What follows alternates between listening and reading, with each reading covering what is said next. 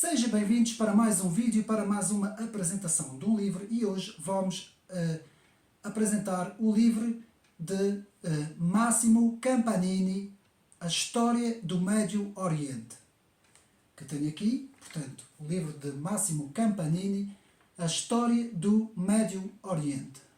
E porquê apresentar este livro sobre a história do Médio Oriente? Meus amigos, tendo em conta os últimos acontecimentos entre o conflito de Israel e da Palestina, é mais do que nunca importantíssimo compreender aquela área geográfica, o Médio Oriente, e toda a sua história, bem como o contexto geográfico daquela área.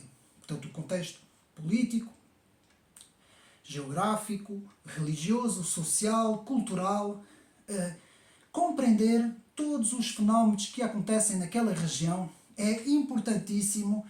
Daí a importância de apresentar este livro, História do Médio Oriente, no meu canal, e vamos fazer isso dividindo o vídeo em duas partes. Primeira parte, a História do Médio Oriente, baseado no livro de Massimo Campanini, e a segunda parte iremos ver algo de muito importante que o autor fala na parte final do livro e que eu achei muito importante trazer aqui aos meus amigos: o estudo da teologia da libertação islâmica. Portanto, a teologia da libertação islâmica e sua relação com os grupos de extrema esquerda. Vamos ver a relação que tem as ideologias neomarxistas e a chamada teologia da libertação islâmica. Fica para a segunda parte do vídeo. Se eu conseguir fazer isto num vídeo, melhor ainda, não é? Se eu não conseguir, então haverá dois vídeos. Portanto, o primeiro vídeo, História do Médio Oriente, baseado na obra de Massimo Campanini, e o segundo vídeo, então, será sobre explicando a teologia da libertação islâmica. Vamos ver o que é, e sua relação com os grupos de extrema esquerda, e teremos também uma pequena bibliografia sobre livros daquele contexto do Médio Oriente, da história do islamismo, da história de Israel, enfim, de toda aquela área de Jerusalém, de toda aquela área que eu já tinha feito um vídeo, mas que tive que retirar do YouTube, e eu agora irei então apresentar essa bibliografia, também fazendo parte do segundo vídeo, em que também vamos ver, como eu disse, a teologia da libertação islâmica. Sem perder mais tempo, vamos agora ver a história do Médio Oriente. Meus amigos, é importantíssimo compreender as forças naquela região, os fenómenos que acontecem naquela área. E, meus amigos, há datas muito importantes, e este autor, Massimo Campanini, que devo dizer que não tem uma visão, ou seja, não tem a mesma visão do que eu. O autor tem uma visão diferente, não é? Ele, digamos assim, que tem uma visão mais virada para a defesa do mundo árabe, e muito bem, porque este livro acaba por ser a história do Médio Oriente, e é assim que nós conseguimos aprender também as forças que estão ali naquela região. Embora eu, como os meus amigos sabem, sou completamente e inteiramente defensor da nação de Israel, mas sem ser aqui este ponto de diferença entre eu e o autor, podemos dizer que o livro está muito bem conseguido, faz uma retrospectiva de toda a história, começando aí no século XVIII. Portanto, quando há uma aliança, como vamos ver ali na Arábia Saudita, que é um dos pontos mais importantes, portanto, Ibn al-Wahhab, que faz uma aliança com a família al-Saud, ali naquela zona da Arábia Saudita. Meus amigos, convém, antes de iniciarmos a leitura deste livro, quem quiser comprar o livro está à venda nas livrarias, ter, como eu fiz, um mapa. Portanto, eu tirei um mapa, portanto pode ser assim, de toda aquela área. Há mapas ainda mais completos, há mapas mais simples, mas convém aqui ter um mapa com o nome das regiões, o nome das capitais, para nós mais ou menos termos uma noção cada vez que abordamos um país naquela zona. Porque o que é que este livro faz? Este livro vai abordando região após região, e tenta fazer isso do século XVIII até ao século XXI. Por acaso até faz isso muito bem, e vamos então, sem mais demoras, entrar no assunto do livro, em que, como eu disse, em 1744, então temos a aliança de Muhammad al-Wahhab, que é o fundador do wahhabismo. Nós vamos ver isso tudo, vamos ver o que é o wahhabismo, vamos ver o que é o salafismo, e faz uma aliança com a família al-Saud, ali na Arábia Saudita.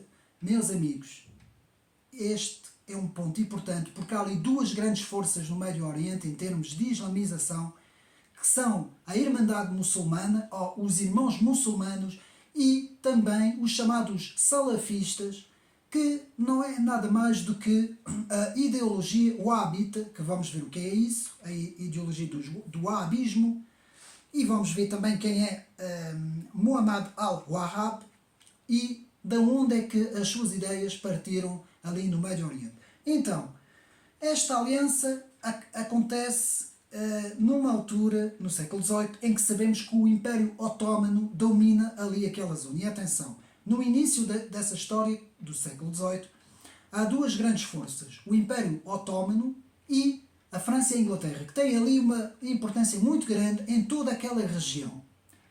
Então, podemos também ver, segundo o autor, que o conceito de povo-nação, ou seja, o conceito de liberdade, o conceito de secularismo e democracia, naquela região vão entrar em choque com aquilo que é chamada Turat, que é o passado e a herança dos muçulmanos. Eu vou aqui falar de muitos termos árabes, portanto eu não domino o árabe, não é? Eu não conheço o árabe, vou tentar, com a minha pronúncia, tentar pronunciar o melhor possível, mas para termos aqui uma noção, porque esses termos árabes e muçulmanos, não é, vão definir todas as ideias, todas as ideologias daquela zona.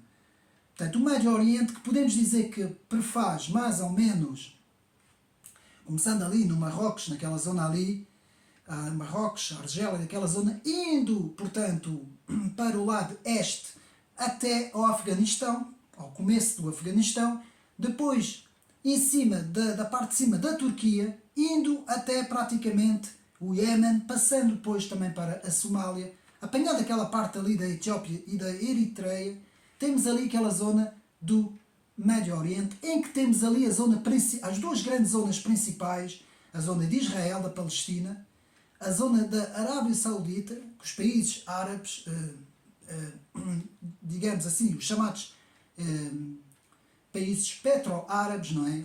Países mais ricos, digamos assim, daquela zona da Península Arábica, indo depois na parte norte, subindo para cima, temos então o Irão e depois o Iraque ao lado, já para oeste, e toda essa zona é importantíssima porque todos os conflitos no século XX e XXI que se deram naquela região foram conflitos que tiveram, digamos assim, pontos de arranque, digamos assim, e vamos analisar isso tudo segundo o autor Massimo Campanini, que nos fala então desses conceitos de liberdade e de democracia, a chamada o demoliberalismo, que vai completamente em choque com as ideias naquela área, que são duas grandes ideias, o nacionalismo árabe, o pan-arabismo e o islamismo, portanto, ou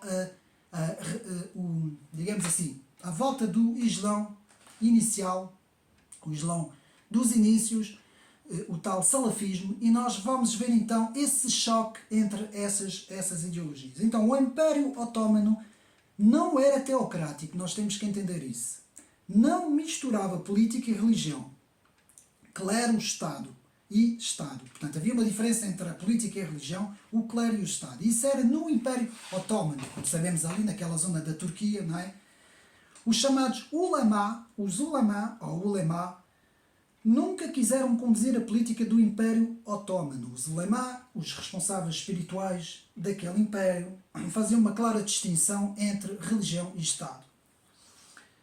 Que, como eu disse, os ulemas, que são os doutores da lei muçulmana. Portanto, toda a experiência política do Islão na época clássica, até aos anos de 1970, se efetuou sobre a insígnia da secularização. Nós temos que perceber isto. Até 1960 havia uma grande ideologia secular naquela área. Em certos casos de laicidade. Então, o autor até fala de laicidade. Portanto, a islamização autocrática de Abd al-Hamid, sultão otomano do século XIX, que era chamada política pan-islâmica, vai ter aqui, ali uma importância grande. Portanto, vamos ter, agora vou falando aqui vários acontecimentos na história, vão dar muito rápido porque temos muita matéria, meus amigos. Então ali temos as reformas de Kayar al-Din, da Tunísia. Temos depois o reinado reformador de Moulay Hassan, em Marrocos. Portanto, eu vou andando para a frente em termos cronológicos. Depois temos em 1881 a Tunísia, que se torna um protetorado francês, em 1881.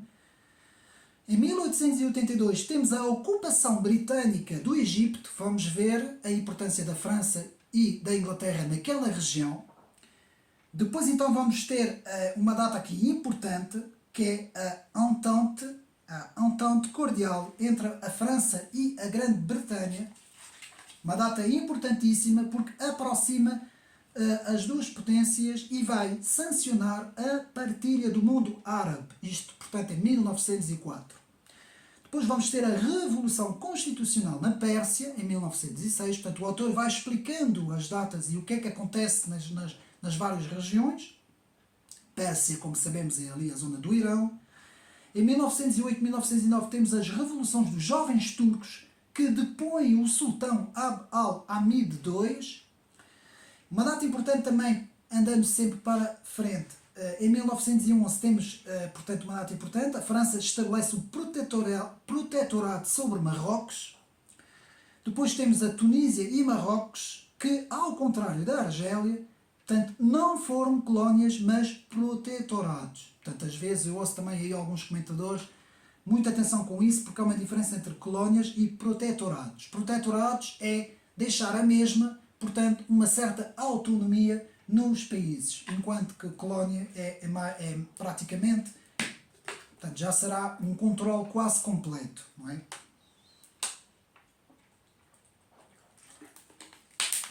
Então, depois temos no Egito o poder de Muhammad Ali, a partir do final do século XIX, que o autor Massimo Campanini nos diz que não pode ser considerado de maneira nenhuma como o primeiro nacionalista egípcio, pois ele não se sentia egípcio, nem nunca aprendeu a falar árabe. Sua ação limitou-se a privilegiar sua nova elite dirigente turco-circassiana. Mais tarde, sim, houve então uma consciência nacionalista egípcia, que foi um pouco mais tarde que vai nascer essa consciência. Depois aqui um ponto importante, a completa construção do Canal de Suez, muita atenção com isso, o Canal de Suez, da importância fundamental para o tráfico e para o comércio, nos diz Massimo Campanini. Este canal permitia alcançar rapidamente a Índia e o Extremo Oriente a partir do Mediterrâneo, evitando a circunnavigação pela África. Portanto, podemos ver aqui no mapa a importância, portanto, deste canal que, meus amigos, vai mais ou menos dar, portanto, vai conseguir fazer que se consiga, digamos assim, portanto, aqui vemos, que se consiga fazer aqui uma direção, não sei se meus amigos estão a ver, não tendo que passar do interior da África, subindo para a Península Arábica, que é esta que está aqui. Portanto, depois o autor continua nos falando da revolta nacionalista de Urabi Pasha, no Egito, portanto, no Egito, uma revolta importantíssima. E depois temos, portanto, o autor nos diz que depois da derrota pelos ingleses, considera-se Urabi o primeiro verdadeiro nacionalista egípcio. Portanto, houve aí um nascimento de uma consciência nacionalista, e nós podemos ver que no princípio do século XX, logo aí por volta de 1910, 1905, 1910, há uma consciência muito grande dos países do Médio Oriente quererem ser nacionais, quererem ser nacionalistas. Ainda não havia essa ideia do renascimento salafista, que, como vamos ver, vai nascer depois, muito depois, lá para a frente, e vamos ver porquê. E não esquecendo que o Império Otomano fazia uma clara distinção entre o Estado e a religião. E é isso que nós temos que compreender, que tudo o que nós vemos hoje sobre o terrorismo que acontece no final do século XX e inícios do século XXI, tem muito a ver com um renascimento que vamos ver, que o autor nos vai falar mais para a frente. Portanto, a Grã-Bretanha decide-se instalar e estabilizar no Egito. O Egito era dirigido, na teoria, por um vice-rei, o Khedive, independente de Istambul, do Império Otomano, e sob o controle político-militar europeu. Víamos aí também uma influência muito grande da França e, portanto, da Inglaterra naqueles países. Portanto, o cônsul-geral que governou o Egito até 1907 foi Sir Evelyn Baring, portanto aqui o autor nos está a falar das pessoas que estavam naquela zona. Depois temos Lord Gormer, a quem se seguiu Elisane Gorst, em 1911, e a seguir Lord Kitchener, que vai ter aqui uma importância muito grande, Lord Kitchener, até 1914. Em 1885, as tropas de Muhammad Hamad ocupam Khartoum, no Sudão. Portanto, isto são acontecimentos que vão acontecendo simultaneamente. Portanto, atenção, quando nós falamos aqui de um termo importantíssimo no Islão, que vamos ver mais para a frente, que é quando nós falamos em Mahdi, com um acento no I, no final, estamos a falar então do Messias renovador, de que o Islão também se reivindica. Então, em 1898, o exército anglo-egípcio de Lord Kitchener, como vamos ver a importância deste autor, aniquila o Estado Mahadista do Sudão. E vamos ver aqui a atitude da Nahda, N-A-H-D-A. Portanto, essa atitude é uma atitude mental de renascimento efervescente da cultura árabe-islâmica. Portanto, o Nahda é assim que se diz, que vai ter aqui uma importância muito grande porque é, digamos assim, uma atitude mental que permeia a cultura árabo-islâmica. Depois temos a cultura da imprensa e do jornalismo, que teve um grande desenvolvimento no Egito no século XIX. Muito importante isto, porque no Egito houve de facto um grande desenvolvimento nessa altura, atenção, e vamos ver a importância do Egito, porque é no Egito que nasce a Irmandade Muçulmana, como depois nós vamos ver mais para a frente. Portanto, em 1916 há a revolta árabe no Hijaz, conduzida pelo xerife Hussein da Meca, o xerife Hussein al-Hashimi. Oficialmente, o Império Otomano deixou de existir, atenção a esta data, a 1 de novembro de 1922, quando o cargo de sultão foi abolido e a República da Turquia nasceu. Meus amigos, aqui, como vimos, a aliança de Mohammed al-Wahhab com Al-Saud foi muito importante ali na Península Arábica, quando vai nascer ali o Wahhabismo. E agora vemos aqui outra data importantíssima, quando o Império Otomano deixou de existir, em 1922. E vamos ver que em 1928 nasce a Irmandade Muçulmana de Hassan al-Banna. Vamos ver quem é Hassan al-Banna, que vai ter uma resposta a este fim do Império Otomano, que era, ao fim e ao cabo, um género de uma tentativa de impor ali naquela zona toda, não só na Turquia, mas naquela zona toda, da comunidade chamada a Ummah, que é a comunidade islâmica. Então, em 1917, eclodiu a revolta árabe, que devia levar o segundo filho de Hussein, Faisal, bem conhecido Faisal, a Damasco, com a ajuda dos ingleses e do mítico Thomas Lawrence, chamado Lawrence d'Arabie, que teve uma importância grande na história. Mas esta esperança foi frustrada com a Declaração dos Sete, chamada Declaração dos Sete, a 16 de julho de 1918, com a Grã-Bretanha, que garantia a completa soberania e independência dos árabes, que contribuiu para enfraquecer a resistência otomana. Meus amigos, isto está tudo aqui no livro de Massimo Campanini, A História do Médio Oriente.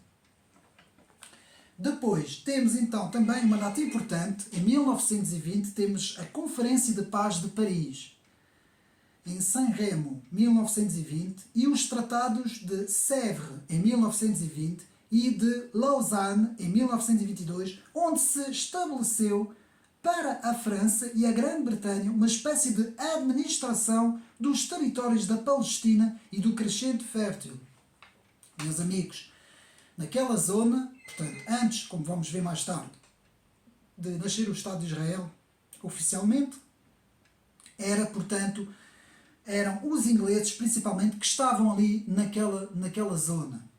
Antes era o Império Otomano e depois ali os ingleses. Então, a Conferência do Cairo, em 1921, onde se separou a Transjordânia, que depois vai dar a Jordânia, da Palestina, e confiá-la a Abdallah, o Emirato que foi proclamado em 1923.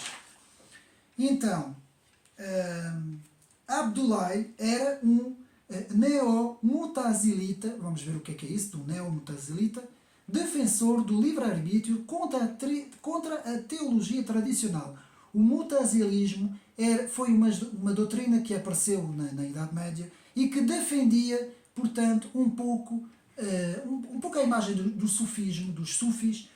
Não era uma coisa assim muito tradicional islâmica, não é? Havia ali contradições, era muito esotérico, digamos assim, e havia então, essas ideologias chocavam umas com as outras.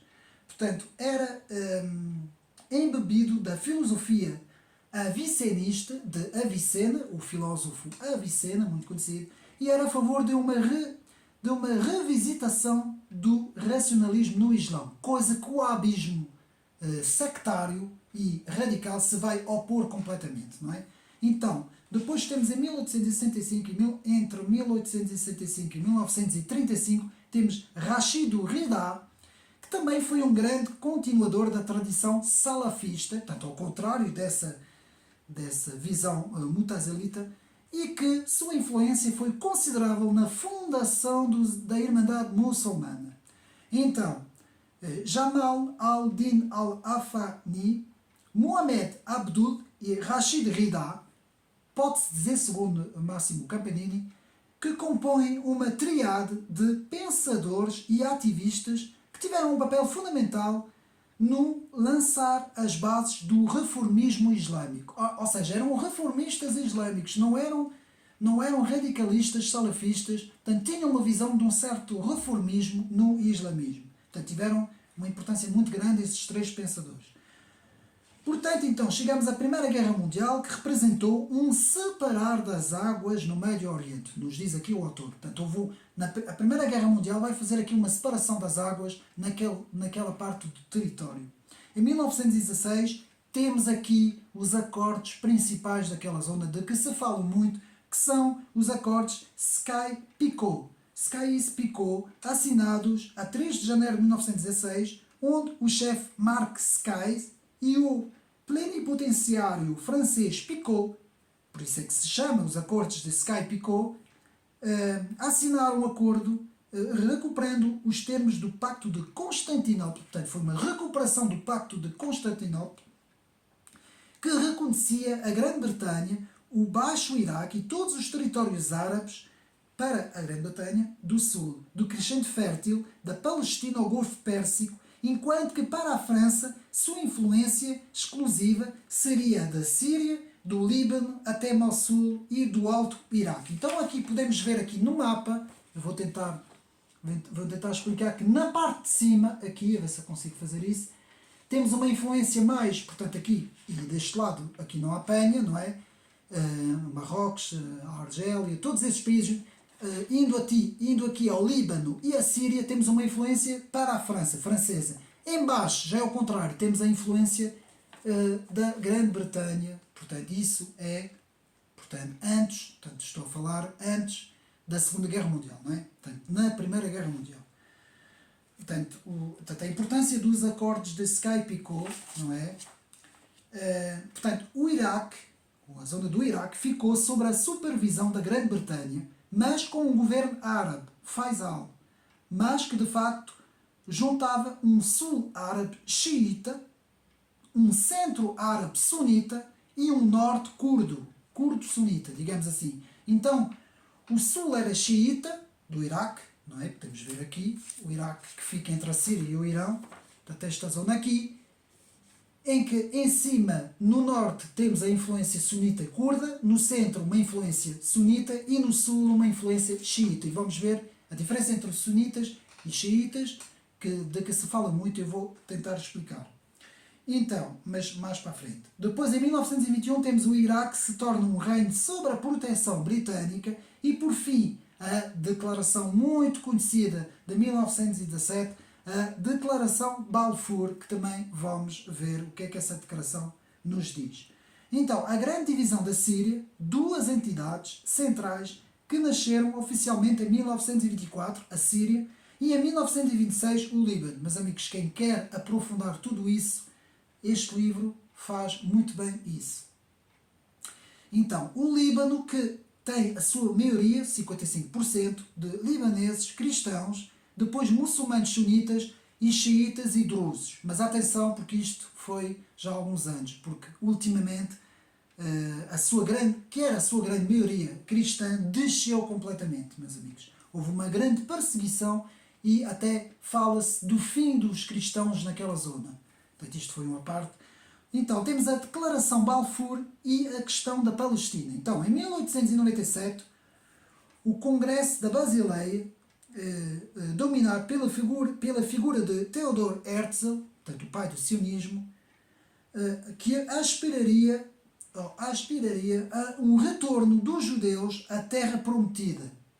Israel, apoiado por um influente doutor chamado Chaim Weizmann, que influenciou o governo inglês, e pelo ministro dos Negócios Estrangeiros, bem conhecido Lord Balfour, por isso é que a declaração tem o nome da Declaração de Balfour, a declaração que tem o seu próprio nome, a 2 de novembro de 1917. E depois temos um plano importantíssimo, que é chamado o Plano Peel, portanto, depois o Plano Peel, que usava conter o conflito entre judeus e palestinos através de uma partilha em duas áreas separadas, proposto a 7 de julho de 1937, a pedido ainda nessa altura da Sociedade das Nações, e a sua promulgação, mas que não foi aceito pelos árabes. Atenção que houve sempre uma recusa da parte dos países árabes e da própria Palestina, dos palestinianos, em recusar esses acordos.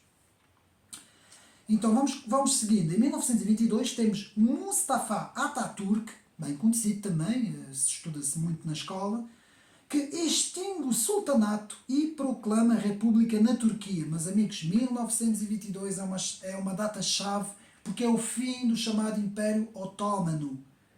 Portanto, eu vou repetir. Em 1922, Mustafa Atatürk extingue o sultanato e proclama a república na Turquia. Mustafa Atatürk Kemal dissolve o sultanato de nome de Império Otomano para o dar à Turquia, que punha fim a um império que durava há 6 séculos. Portanto, em 1924, o império espiritual do califado era abolido, portanto, aqui também, portanto, 1922, em termos políticos, em 1924, em termos espirituais, é a abolição do Império Otomano, e vamos ver porque é que os irmãos muçulmanos em 1928 vão criar a Irmandade Muçulmana para novamente reconstruir o Império Otomano. E depois então temos Mustafa Kemal, chamado Atatürk, como já vimos, que impôs reformas duras contra o Islão e os ulema, os doutores da lei. Em 1922, o Egito torna-se oficialmente independente também. Aqui nessa data, em 1922, temos a independência do Egito. Vou beber um bocadinho de água, meus amigos, que isto é muita informação.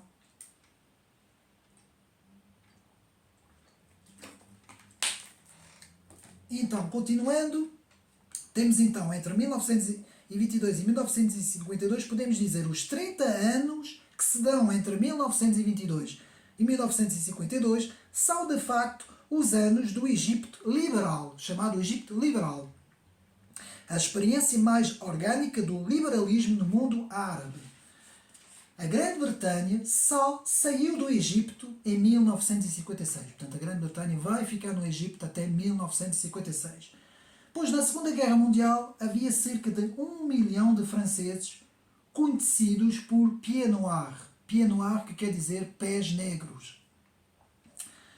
E Ferhat Abbas foi o primeiro defensor da assimilação dos argelinos à França. Portanto, estamos a ver aqui a história de vários países ao mesmo tempo naquela região. E é um bocadinho confuso, portanto a informação pode ser um bocado confusa, porque o autor vai andando de região em região no livro, não é? Mas sempre para a frente em termos cronológicos. Então, a Organização Étoile Nord-Africaine, Estrela Norte-Africana, de cariz nacionalista Argélia, vai ter aqui uma importância muito grande naquela zona da Argélia. E com a derrota do nacionalismo, o islamismo voltou em força na Argélia.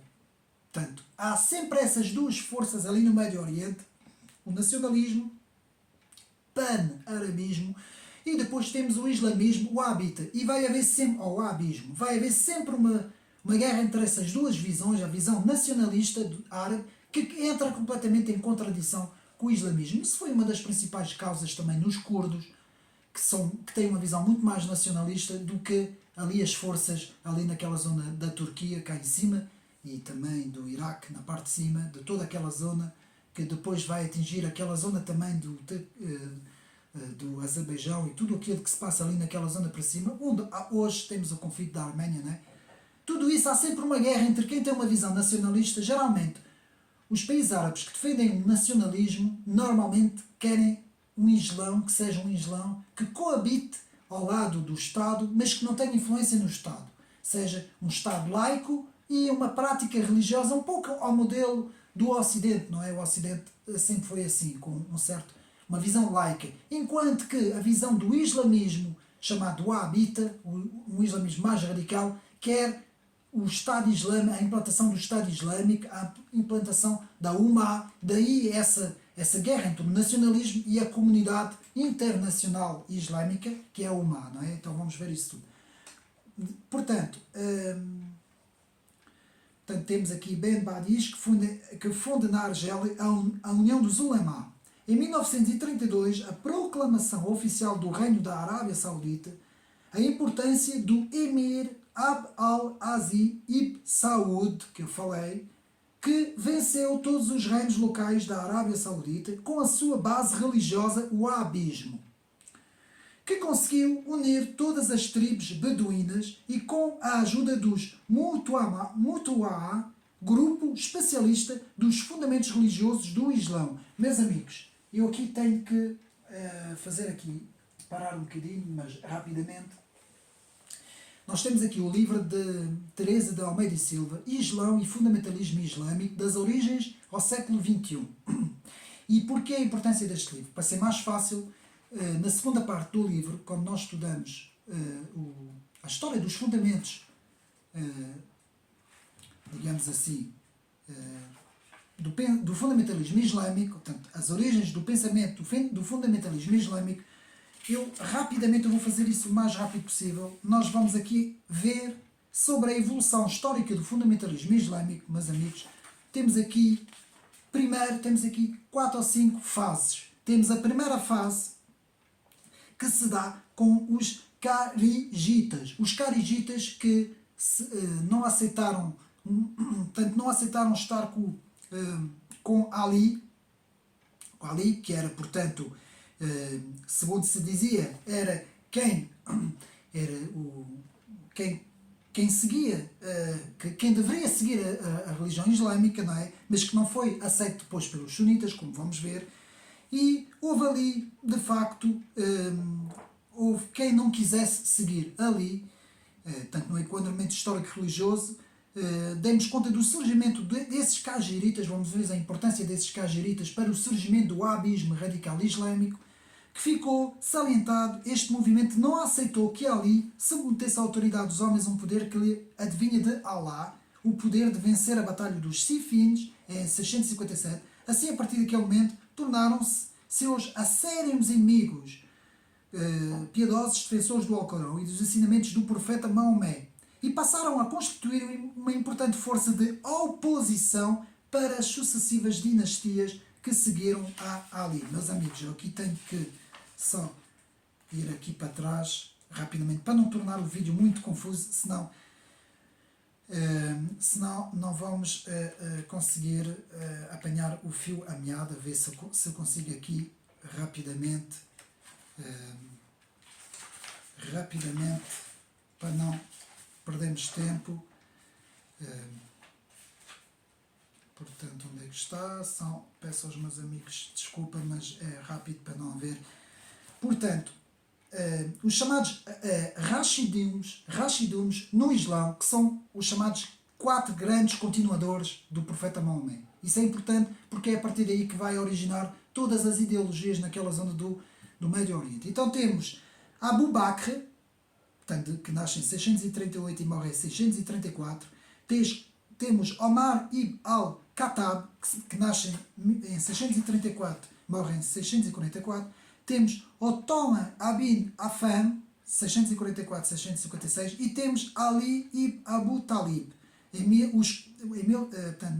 656, 661, que são chamados os 4 califas bem guiados. São eles que vão ser os chamados bem guiados. E o sunismo e o xiismo, os xiitas e os sunitas, vão ter aqui uma divisão. Porquê? Porque uns vão seguir Ali, os xiitas, enquanto que os outros não vão aceitar. Vão dizer que a seguir aos 4 califatos bem guiados, vão ser, portanto, vão ser os califas que vão, os que tiverem, que foram escolhidos, tiverem mais capacidade, que vão dar continuidade ao islamismo do profeta Maomé, não é? E não vão aceitar Ali, não é? Vão ser muito mais partidários de Abu Bakr e não vão aceitar. Isso vai originar, portanto, como eu disse, o sunismo, não é? Portanto, os sunitas são partidários da tradição profética, da Sunna, e reconhecem a legitimidade de Abu Bakr, como eu disse.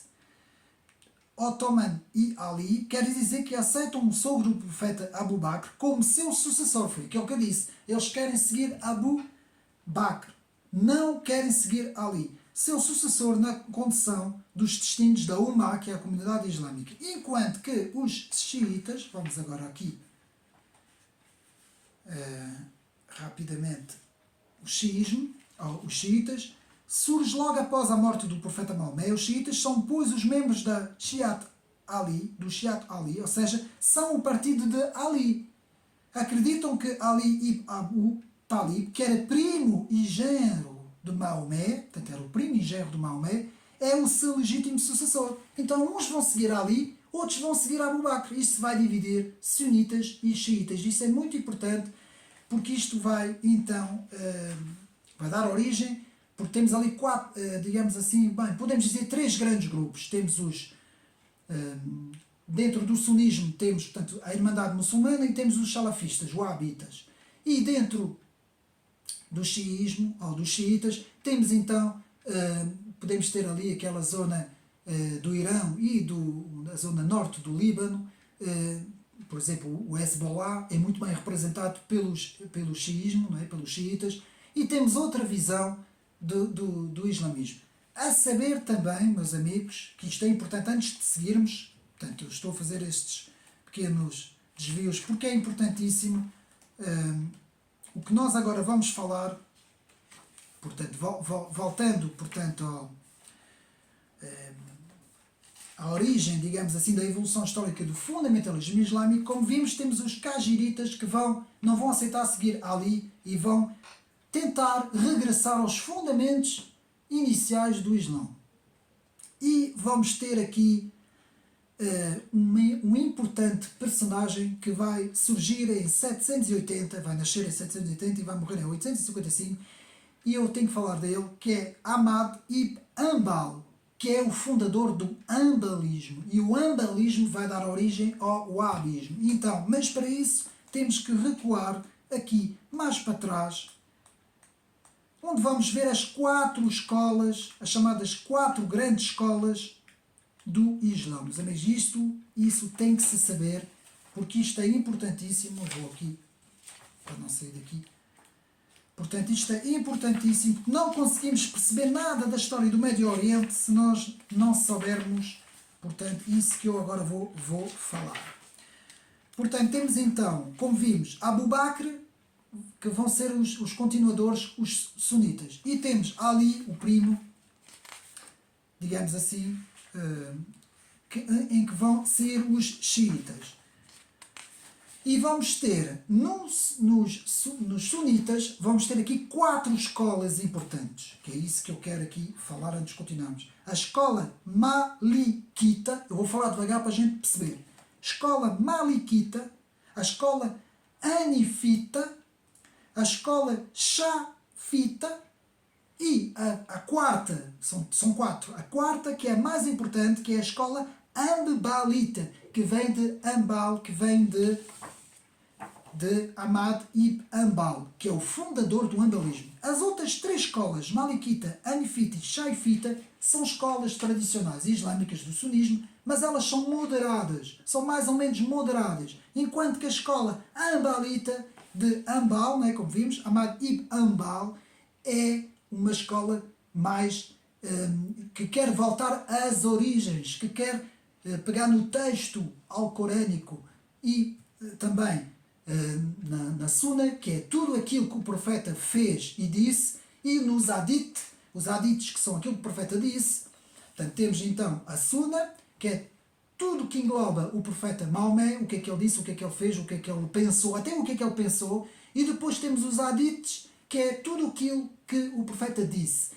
E temos o Alcorão. Tudo isso junto vai formar, digamos assim, dentro desta visão ambalismo, vai tentar ir à pureza, à origem. Um pouco como os reformadores fizeram quando se separaram da Igreja Católica, quiseram voltar ao texto bíblico, não é? Então aqui é a mesma coisa.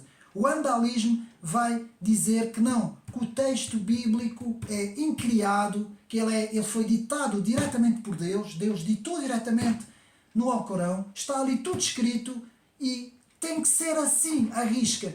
A Sunna tem que ser, digamos assim, tem que ser seguida à risca, e os Hadith é importantíssimo, até a maneira como escovar os dentes, como pentear, como vestir, tudo ali tem uma norma que tem que ser seguida à risca dentro do ambalismo, que depois vai dar origem mais para a frente a outro autor importante que aparece na Idade Média, que é o teórico da Idade Média, que é Ibn Taymiyyah. Ibn Taymiyyah, que vai ser chamado o pai da Revolução Islâmica, que nasce em 1263-1328, portanto estamos em pleno Idade Média, Idade Alta, a Idade Alta da Idade Média, e temos as ideias de Ibn Taymiyyah, que vai buscar o ambalismo, vai buscar todas as ideias de Hanbal e vai então fazer uma revolução, vai correr com tudo o que é sufismo, tudo o que é esotérico, tudo o que é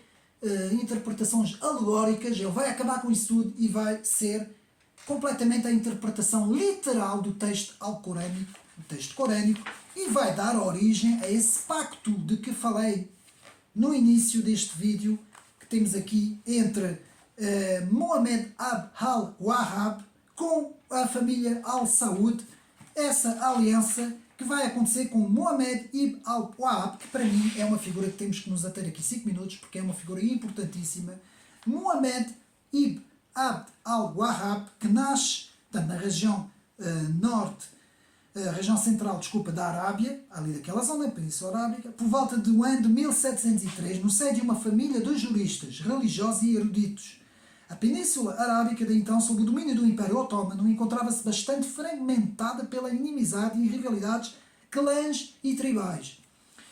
O que é que Mohammed al-Wahhab vai fazer? Ele vai voltar às origens da interpretação corânica literal. Então, e o que é que vai acontecer?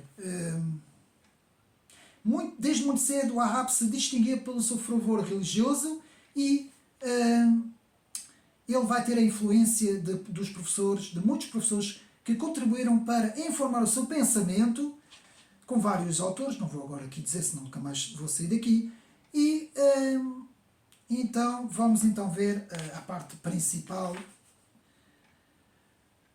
Então podemos dizer que onde é que está? Vamos ver onde é que está. Portanto, deste modo, em 1746, o arquétipo do primeiro Estado Wahhabita faz uma proclamação oficial da Jihad contra todos os que não partilhavam a visão de Mohammed ibn Wahhab. Então, o principal objetivo foi o tal pacto. Vou ver onde é que ele está aqui. E está aqui. Assim, em 1744, Mohammed al-Wahhab fixou-se em Al-Dir Hiyah, cerca de 65 km da sua cidade natal, onde foi bem acolhido pelo emir local Mohammed ibn Saud, que lhe garantiu proteção e com o qual acabaria por fazer uma aliança. É muito importante esta aliança. Mais tarde selada pelo casamento entre uma filha de Mohammed al-Wahhab, do Wahhabismo, e o seu filho Ibn Saud. Este seria a primeira de várias alianças que vieram a ser feitas ao longo da história pelas duas grandes famílias. Meus amigos, aqui nasce o Wahhabismo, aqui vai nascer o Salafismo, que vem da palavra Salaf, os primeiros, os que andaram com o profeta, que é voltar completamente ao texto literal do Alcorão, seguir o Alcorão à risca, fazer os 5 grandes pilares, mais o sexto, que é a Jihad, que eles vão tentar então fazer aqui 2 distinções: os países já sob o domínio islâmico e os países em guerra, o Del Harb e o Del Ard, que é, portanto, o que ainda não foi conquistado e aquele que já está conquistado. É assim que estas pessoas veem o mundo, e está aqui tudo no Islão, Fundamentalismo Islâmico, de Teresa de Almeida e Silva, que é um livro muito bom. Depois na biografia eu vou apresentar os livros.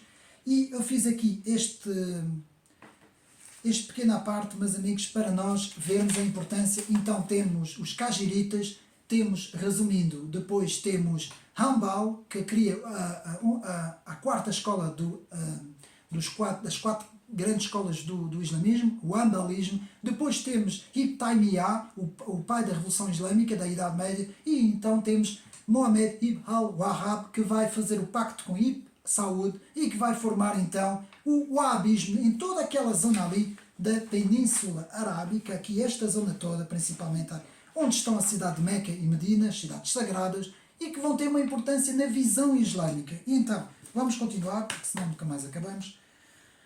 Então, como eu disse, a proclamação em 1932, proclamação oficial do Reino da Arábia Saudita, a importância do Emir Abd al-Aziz ibn Saud, que venceu todos os reinos locais da Arábia Saudita, portanto isto é mais tarde, com a sua base religiosa, o Wahhabismo, que conseguiu unir todas as tribos beduínas e com a ajuda dos Mutawana, um grupo especialista dos fundamentos religiosos do Islão. O beduínismo teve de se transpor no sedentarismo para o nomadismo, ao contrário, que é, portanto, o nomadismo, que é contrário ao Islão. Estão a ver? Então o Islão teve que fazer ali uma adaptação às tribos beduínas para elas deixarem de ser nómadas e passarem a ser, portanto, como nós vimos, passarem a ter uma atitude mais sedentária, porque fazia sentido em relação à interpretação do Islão. Então a importância de Mohammed al-Wahhab ali naquela zona. Vamos continuar. Portanto, Faisal, continuando, foi um dos grandes dirigentes da Arábia Saudita, em que juntou o modernismo, lá está, fez a junção do modernismo com o wahhabismo. Faisal, 1964-1975, foi um astro carismático, energético, um homem que cultivou o sonho de afirmar a hegemonia da Arábia Saudita, não só no mundo árabe, mas também em todo o mundo islâmico. Depois, em 1925, vamos continuando agora, vamos para o Irão, temos Reza Shah, proclamado o Shah da Pérsia, no Irão, fundando a dinastia Pahlavi. Portanto, Reza Shah Pahlavi, que era um autocrático, modernizador e militarizador também. Transformou o nome da Pérsia no Irão, tentou secularizar a sociedade persa, o Shah, vamos ver porque que o Shah também depois foi afastado, não é? Pelo Ayatollah Khomeini, não é? Que vai afastar o Shah do Irão. Tinha simpatias pelo regime nazi, muito interessante. Foi deposto em 1941, com o seu lugar, acedeu ao trono de seu filho Mohammad Reza. A importância do fim do califato por parte de Ataturk. Passamos agora para a Turquia. Portanto, espero que não seja muito confuso, que eu estou a andar assim um pouco de rápido. Portanto, Mustafa Kemal Atatürk extingue o sultanato e proclama a república na Turquia. Depois, continuando, temos Rashid Rida, fez um estudo, o califado, em que aparecem os elementos do Islão, portanto é um estudo importante, do Islão Qurayshita, que pertence à tribo do profeta, onde vamos ver aqui os Salaf, que vem dos salafistas, como eu disse, que é os que andaram com o profeta. Então, depois temos outro livro importantíssimo de Abd al-Razik, estudioso da Universidade de Azhar, do Egito, uma universidade muito importante, em que escreve o Islão e os princípios do poder. Um trabalho antipolítico. O Islão deve ser religioso, apenas. Razik é considerado o pai do Islão secular. Opõe-se à visão wahhabita. A visão do wahhabismo engloba completamente o Estado. O Estado passa a ser um Estado islâmico. Não é? Então, depois temos Abu al-Razik Ahmed al-Sanshuri, que publicou o livro do O Califado e a sua evolução para uma sociedade das nações orientais, que era uma espécie de ONU das nações árabes. Uma espécie de instituição para as nações muçulmanas. Tudo isso aqui no livro, meus amigos, eu estou a dar por alto, porque se os meus amigos quiserem depois aprofundar, podem o fazer no livro, não é? Então, vou ver aqui isto. Depois então vamos ter os Irmãos Muçulmanos, que é muito importante, 1928, a criação dos Irmãos Muçulmanos, e o neotradicionalismo, chamado neotradicionalismo. Portanto, quem foram os Irmãos Muçulmanos? Aqui nós temos que também parar aqui 5 minutos. Que é o seguinte. Fundado em 1928 por um jovem professor da primária, do ensino árabe, Hassan al-Banna. E importantíssimo este nome, Hassan al-Banna, porque Hassan al-Banna vai, sem saber, em 1928, ele vai sem saber dar toda a origem de toda a ideologia, hoje no Hamas, grupo terrorista, hoje no Estado Islâmico, ali naquela zona toda do Catar, aquela zona do Egito. Aliás, vários chefes de Estado do Egito tiveram que lutar contra a Irmandade Muçulmana por causa da influência que tem a Irmandade Muçulmana, que tem influência também na Arábia Saudita, no wahhabismo, que tem influência em várias organizações na Europa. Esta Irmandade, meus amigos, quase que eu posso dizer que está por trás de toda a islamização, tanto do Médio Oriente como da Europa, meus amigos. Portanto, muita atenção, porque essas duas forças, os Irmãos Muçulmanos e o wahhabismo, ali da zona da Península Arábica, são duas forças muito grandes, e a terceira força, que é a força xiita, que está ali no Irão, dos ayatollahs Khomeinis, não é? Daquela visão xiita, que também tem uma visão também bastante forte, que também quer um Estado Islâmico, não sunita, mas quer ali também um Estado Islâmico, que utiliza também as suas bases, por exemplo, o próprio Hezbollah, não é? Na parte, cá em cima, na parte sul do Líbano, não é? Que hoje estão também eles em confronto com Israel, ou seja, podemos ver aqui uma aliança estratégica entre estas ideologias do Irão, não é? Essas ideologias xiitas, com tanto os irmãos muçulmanos como os wahhabitas, não é? Então o wahhabismo, Arábia Saudita, irmãos muçulmanos, Catar, Egito. Espero que os meus amigos tenham compreendido. Vamos então continuar. A Irmandade Muçulmana alargou a sua rede de adeptos com surpreendente velocidade. Nos finais dos anos 30 eram já 500 mil, vejam bem, nos finais dos anos 30. A construção de uma estrutura vertical, hierarquizada, eficiente e bem organizada, de que ele era o guia supremo. Hassan al-Banna vai teorizar uma islamização nas bases, partindo de baixo da população, subida até as elites. Ao contrário porque depois vai haver uma cisão entre a visão dos irmãos muçulmanos, que tem uma visão mais administrativa, mais no plano da cultura, mais no plano de influenciar dentro, um pouco como fez, portanto, como é que ele chama-se, na esquerda ideológica, Gramsci, não é? Portanto, tentar não fazer as coisas pela força, mas sim tentar fazer as coisas pela conquista dos espaços em termos culturais e em termos, digamos assim, de todos os setores, desde a comunicação social aos setores da política. Portanto, esta é a visão da Irmandade Muçulmana. Enquanto que a visão wahhabita vai influenciar o Estado Islâmico a querer criar ali um Estado Islâmico pela força das armas, não é?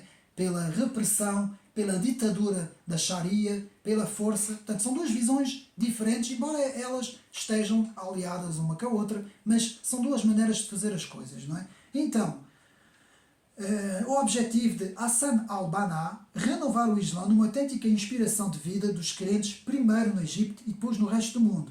A ideia da politização do Islão constitui o aspecto mais autêntico da nova mensagem da organização.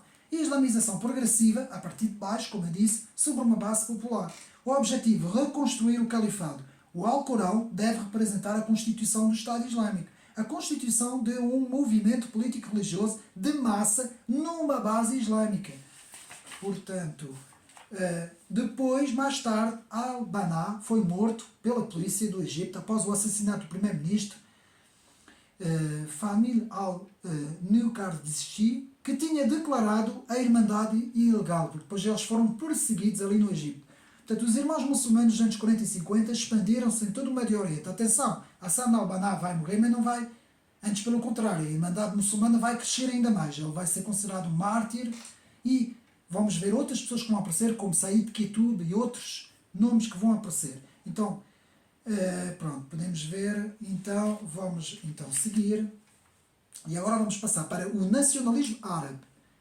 O nacionalismo árabe nunca conseguiu constituir uma ligação transversal entre as várias comunidades islâmicas, tanto sunitas como xiitas. Portanto, o nacionalismo árabe nunca conseguiu unir os xiitas e os sunitas. Agora estamos a ver agora outra coisa. Portanto, nem entre a minoria cristã ou drusa, ainda muito menos, não é? Portanto, infelizmente o nacionalismo ali, pan-arábico, nunca conseguiu unir as várias famílias ali naquela zona do Médio Oriente. Com isso, o Islão voltou à ribalta como fator identitário. Como o nacionalismo nunca conseguiu unir as diferentes visões ali no Médio Oriente, o que é que acontece? Aparece o fator islâmico, o fator identitário islâmico. Então, vamos ter aqui várias coisas. Por exemplo, na Síria vai aparecer o partido Baath, muito conhecido, em que Michel al-Flaq e Salat al-Din al-Bitar fundem em Damasco o Baath, nacionalismo de cariz socialista na Síria. Então, depois vamos ter a Primeira Guerra Israelo-Árabe e as suas consequências. Bom, aqui temos em 1948, vamos ter aqui, portanto, a ONU, a Organização das Nações Unidas, que, por intermédio da UNSCOP, vai recomendar a partilha da zona da Palestina em 2 estados, com Jerusalém elevada à cidade livre, sobre um estatuto internacional, proposta aprovada pela Assembleia Geral da ONU. Assim, quando em maio de 1948 a Grã-Bretanha retirou as suas tropas, portanto a Grã-Bretanha sai, e pôs fim aos mandatos, os judeus proclamaram o Estado de Israel, que foi reconhecido tanto pelos Estados Unidos como pela União Soviética. Só não foi reconhecido pelos Estados Árabes. Imediatamente, no dia a seguir, os árabes declararam guerra e os exércitos da Síria, portanto, do Líbano, do Iraque, da Jordânia, entraram na Palestina e a guerra durou de maio de 1948 a janeiro de 1949, que foi ganha por Israel até chegar ao armistício.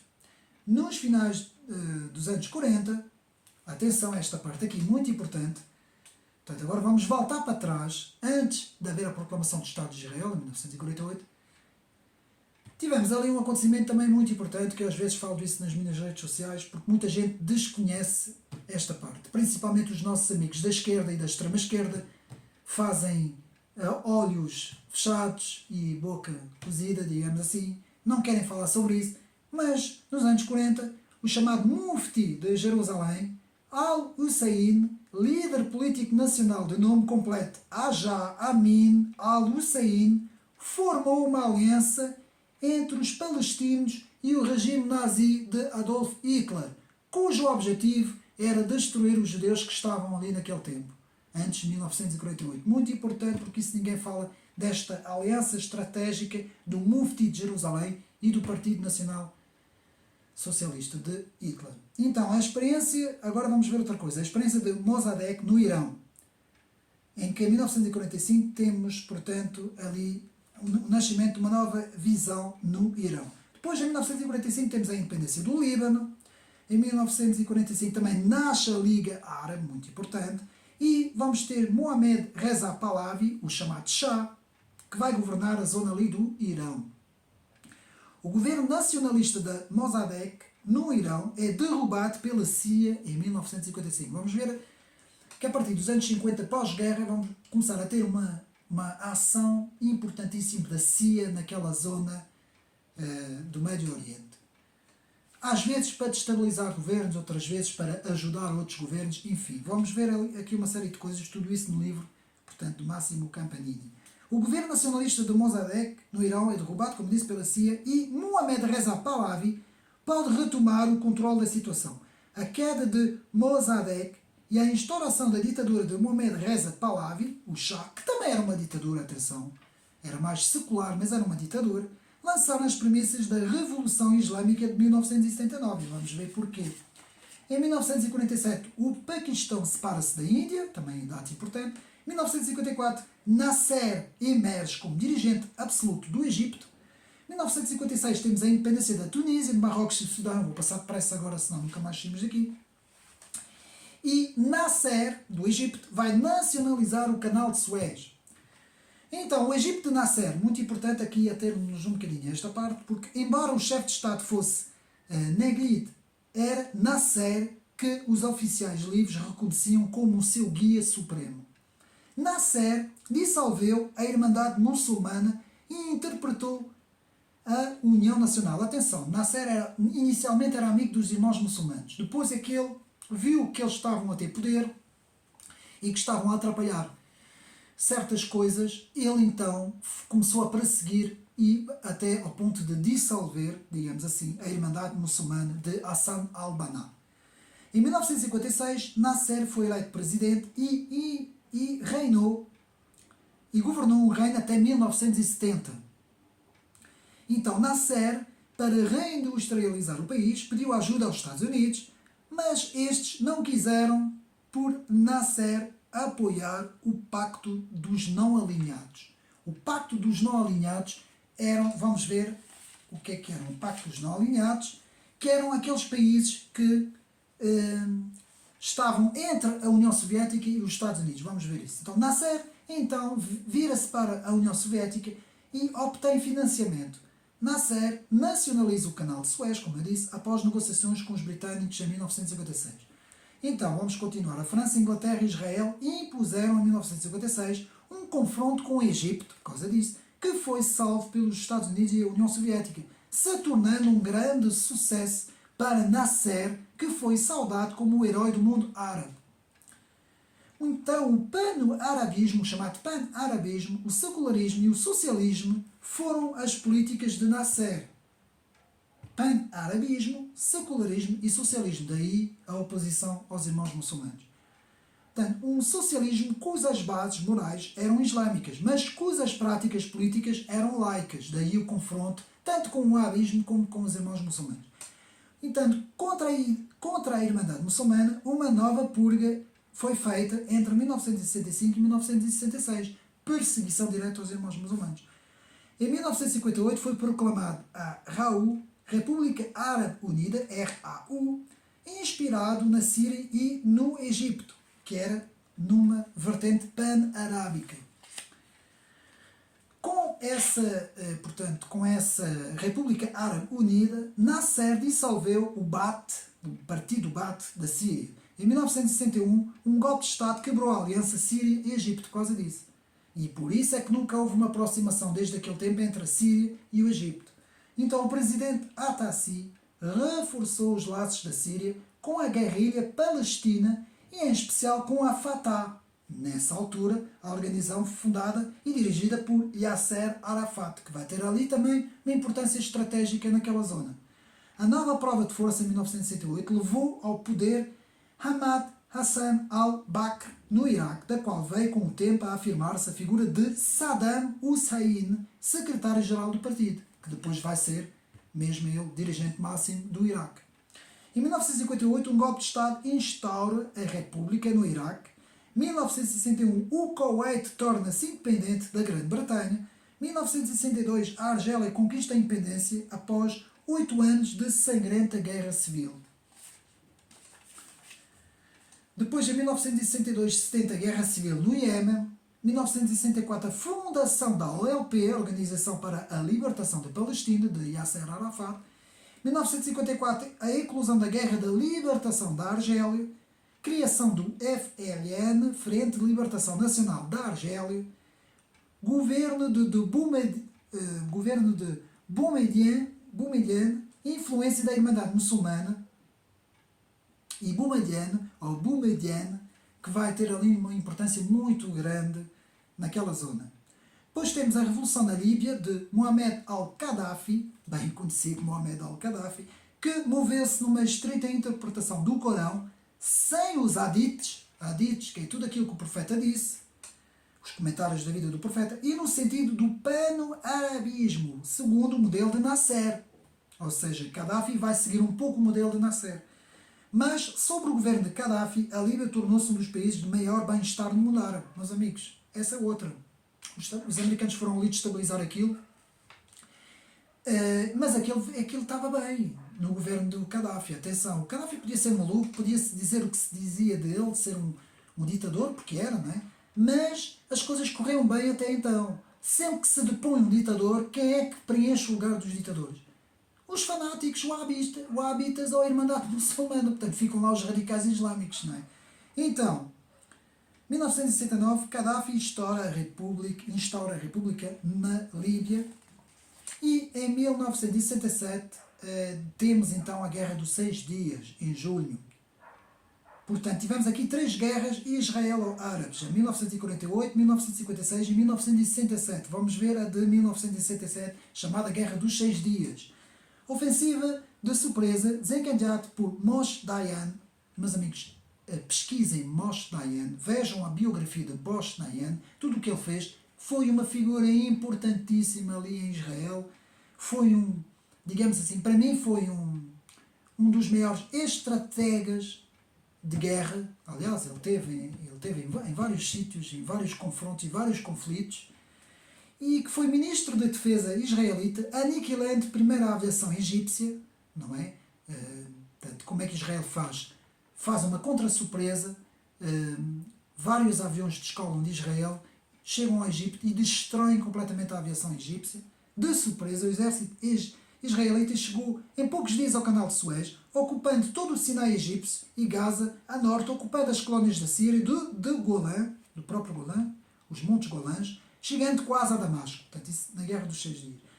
A partir dessa data, 1967, dá-se uma viragem no Médio Oriente e o fim da hegemonia do Egito sobre o mundo árabe.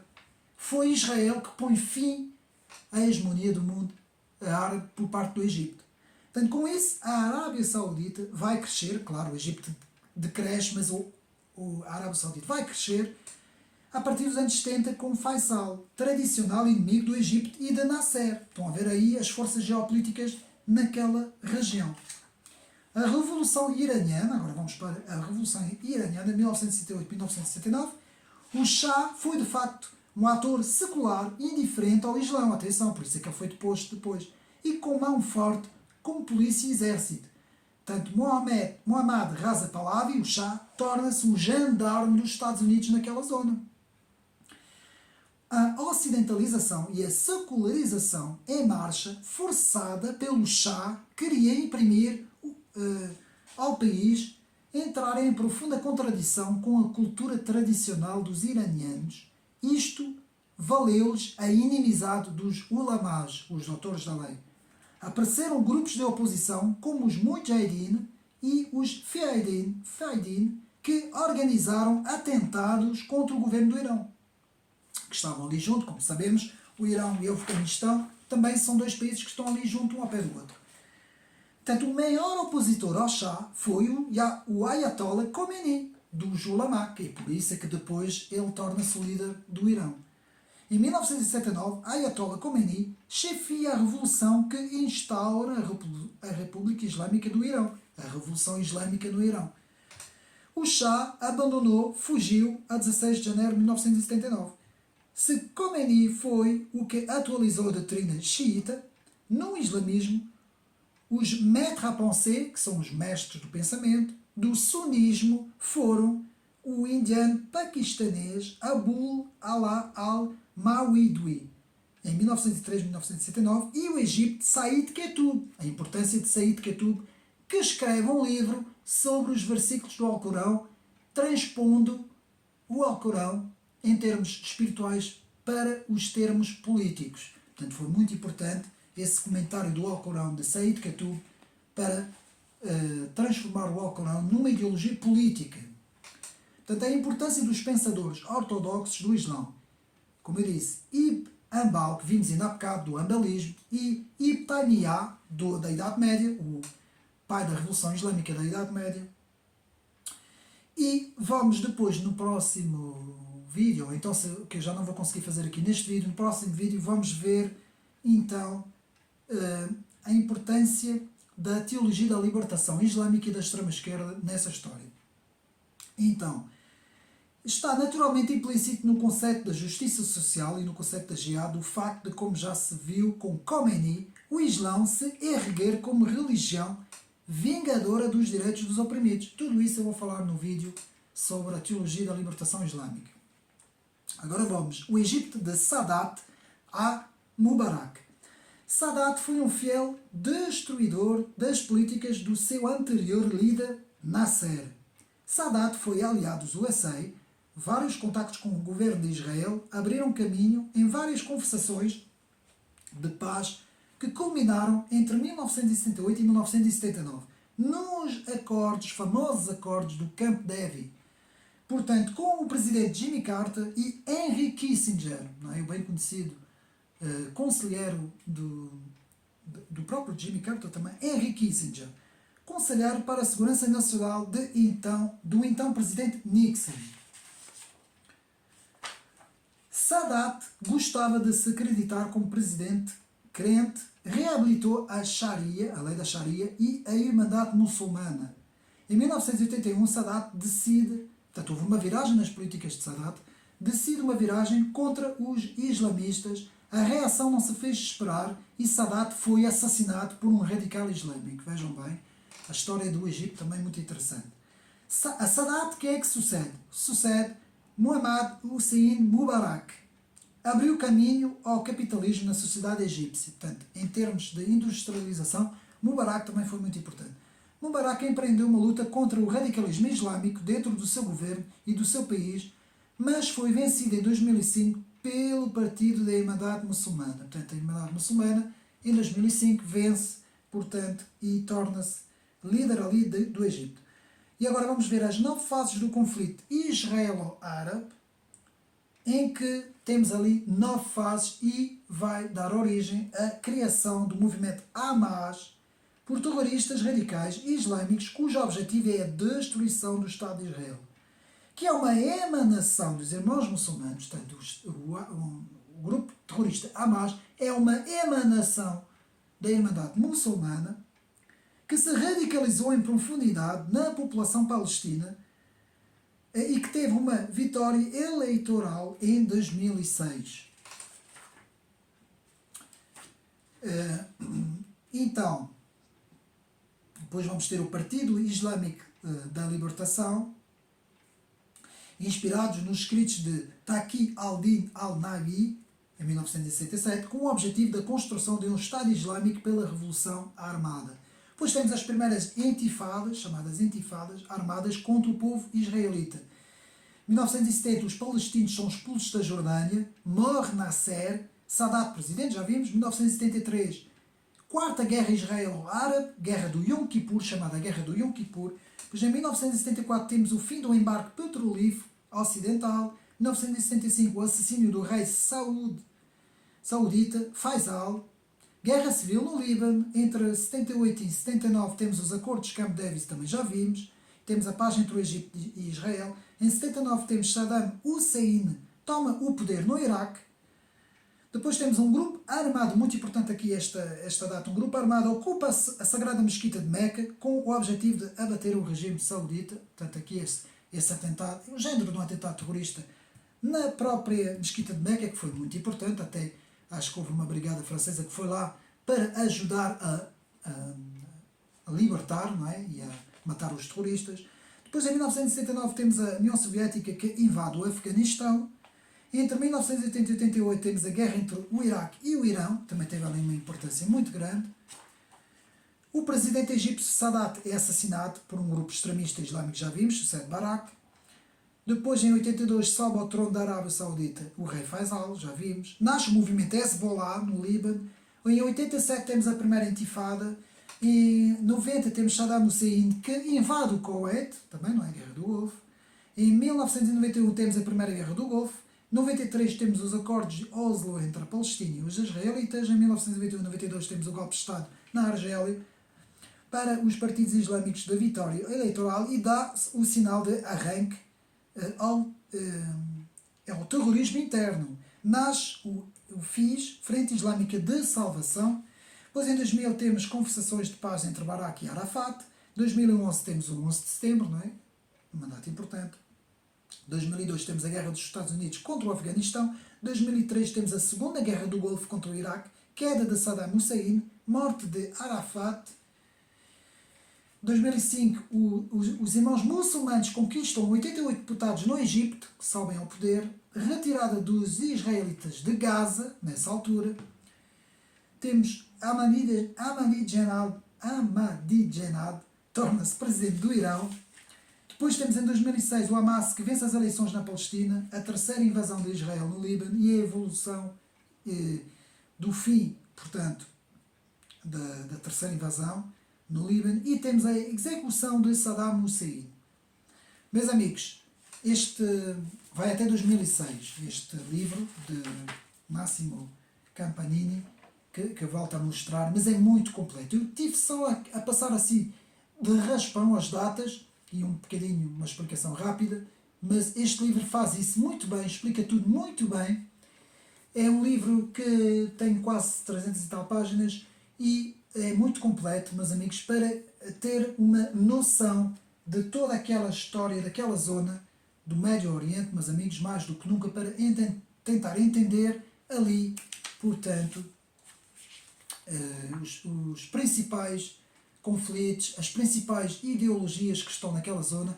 Depois, no fim, há uma cronologia que podem ver, que eu tirei e apontei as datas, praticamente as datas principais, uma cronologia muito interessante, que eu tirei fotocópia e eu aconselho os meus amigos a fazerem isso, para nos facilitar, para quem faz estudos sobre aquela zona.